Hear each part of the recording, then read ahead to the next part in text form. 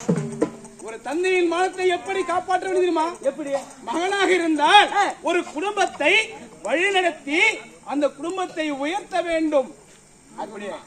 வருமானத்துல மகனாக இருந்தால் எப்படி தெரியுமா? எப்படி பிறந்த வீட்டில் வளர்வதை விட புகுந்த வீட்டில் செல்லுகின்ற பொழுது புகுந்த வீட்டின் புகழை உயர்த்த வேண்டும். அந்த நடத்தியில இருக்கணும். பெண்ணோட இது பிறந்த வீட்டுக்காரி அங்க போய் பேசக்கூடாது. அப்படி நடக்க வேண்டும். இது பெண்ணோட குணம். இவள் அப்பா என்று கூப்பிடுகின்றாளே, என்னை கேட்டாளா திருமணம் செய்து கொண்டாள்? இல்லையா? காந்தர்வும் திருமணம் செய்து கொண்டேன் அப்படின்னு கேட்டாளா?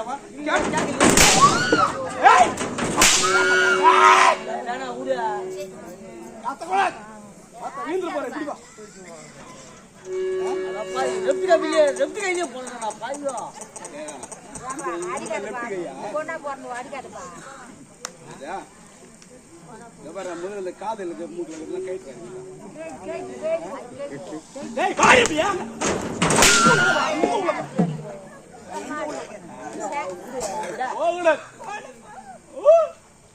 பத்தியா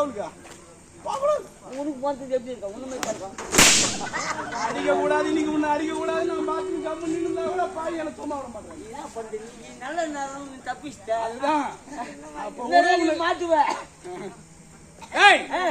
அப்படி அந்த புகழை சேர்க்கவில்லை. அதை விடுடா. பிறந்த வீட்டின் புகழ் எப்படி இருக்கு? எப்படிங்க ஒரு பெண் தரையில ஒரு தெருவில் நடந்து போனா தலை குனிந்துதான் நடந்து போகணும். ஏன் தெரியுமா? அப்படியே குச்சிக்கினே போனே. பெண்ணுடைய அடக்கத்துக்காக சொல்ல வரல.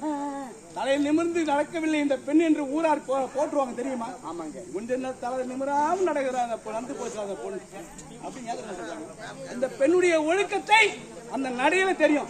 ஒரு சில பொண்ணு பார்த்துட்டு இப்படி நடக்கும். வச்சுக்க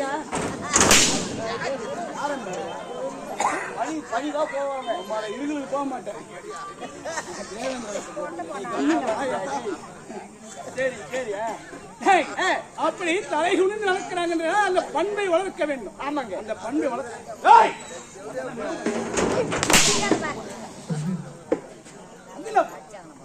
வேலை பண்ணிட்டா பேசுங்க.